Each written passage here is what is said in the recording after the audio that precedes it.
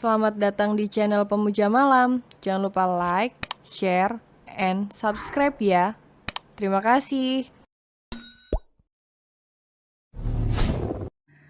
Chapter 37. Memamerkan kemesraan. Mobil hitam milik Bara berhenti di depan sebuah rumah besar. Tentu saja rumah keluarga Apsara. Tak terasa sudah 1 bulan mereka pindah dari rumah itu dan menempati rumah mereka sendiri. Bara sangat bahagia dengan kehidupan rumah tangganya saat ini. Noah yang begitu antusias langsung bergegas keluar mobil dan berlarian masuk ke dalam rumah. Apalagi yang bocah itu kejar, jika bukan bertemu dengan neneknya. Setiap weekend Bara membuat sebuah jadwal di mana ia akan menghabiskan waktunya bersama keluarga dan berkunjung ke rumah orang tua. 3 minggu belakangan ia dan Alice berkunjung ke rumah orang tua istrinya itu. Dan di minggu ini baru ia ke rumah orang tuanya sendiri. Bara menghela nafas panjang sebelum melepas seatbelt yang melingkar di pinggangnya. Ia serasa enggan jika pulang ke rumahnya sendiri. Apalagi harus bertemu dengan adiknya, yang menurutnya kurang ajar itu. Bara melirik istrinya yang tampak ceria. Bara mendengkus samar. Sepertinya sudah nggak sabar untuk bertemu seseorang. Sindirnya jelas, hatinya sedang tersentil dengan pikiran negatifnya sendiri.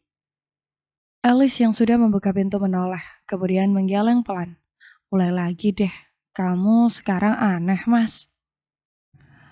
Aneh kenapa? Sahut pria itu. Alice kembali menutup pintunya. Ia menghadapkan tubuhnya ke arah suaminya, yang sedang cemberut itu. Tampak begitu lucu, ekspresi cemberutnya menjadi begitu menggemaskan.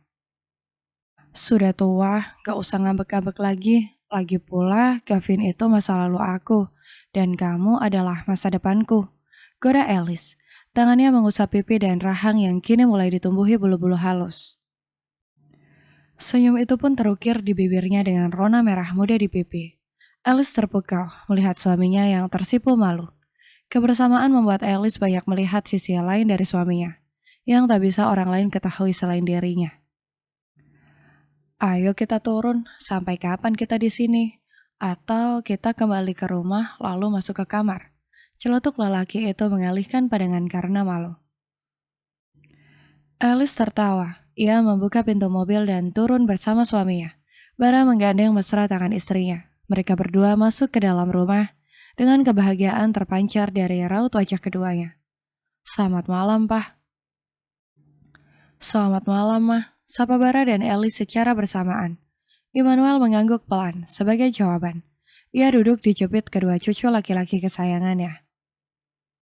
Selamat malam, sayang. Wah, malam ini menantu mama satu ini cantik sekali.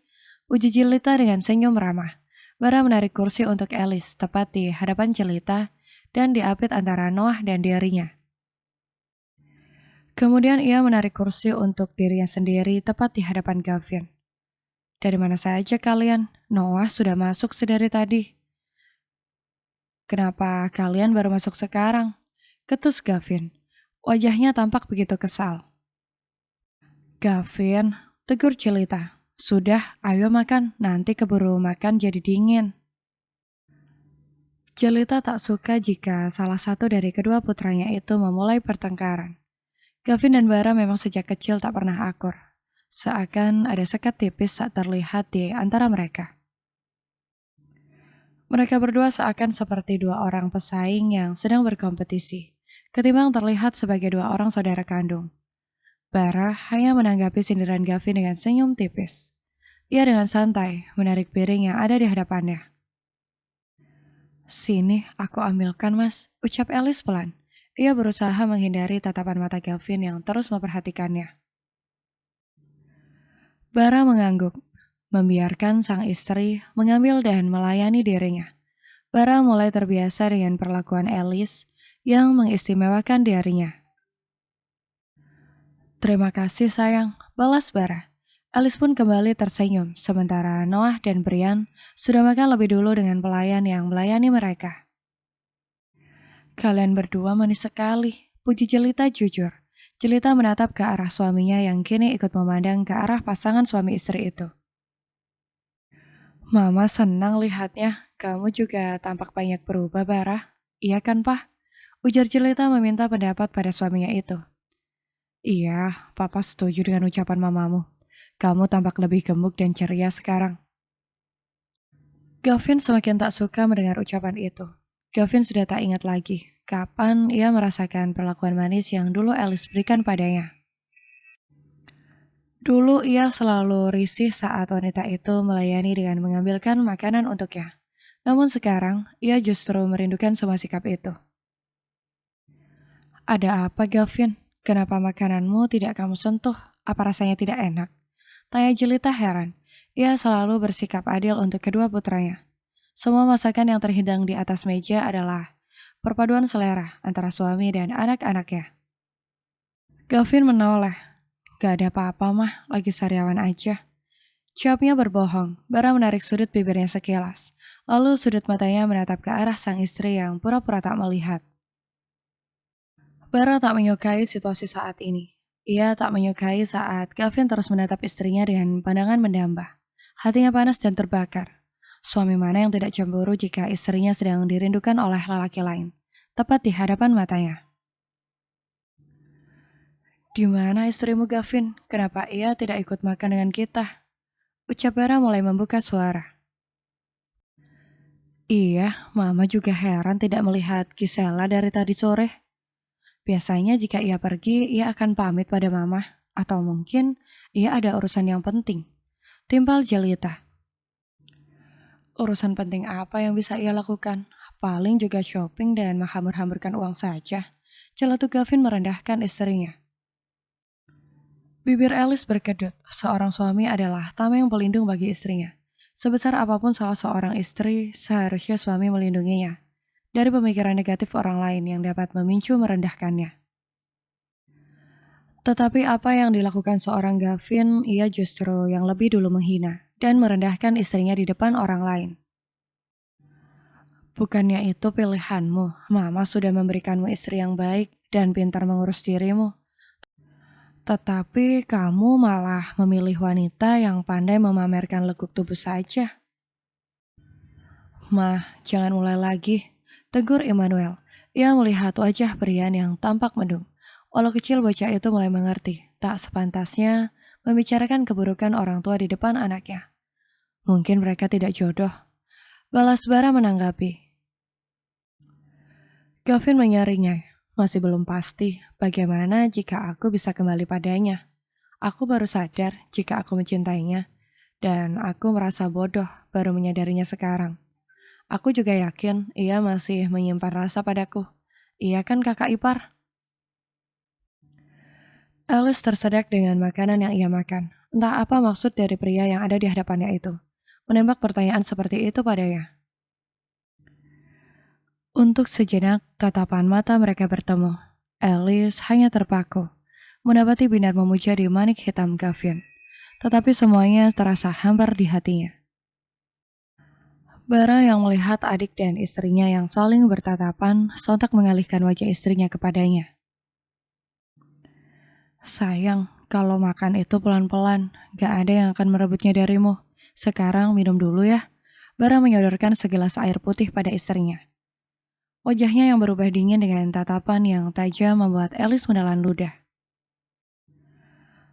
Tangannya meraih gelas yang diberikan suaminya, meminumnya perlahan seraya menunduk. Tatapan mata Bara kini beralih menghujam ke arah Gavin. Sementara lelaki itu justru tersenyum simpul, mendapati kecemburuan kakak lelakinya itu. Keinginan untuk mengambil apa yang pernah menjadi miliknya itu kini kembali tertantang. Malam ini Alice dan suaminya menginap di rumah keluarga Apsara. Jelita yang ingin anak serta cucunya kumpul memaksa dengan raut wajah sedih agar mereka menginap bareng semalam di sana. Alice yang pada dasarnya pengasih akhirnya luluh. Ia pun merayuh suaminya yang masih enggan. Karena kehadiran Gavin pun tak bisa berbuat apa-apa. Walau pada akhirnya lelaki itu terus mengintil di belakangnya bagai ekor. Di mana ada Alice, maka disitulah Bara berada. Jelita hanya tersenyum melihat putra sulungnya yang banyak berubah.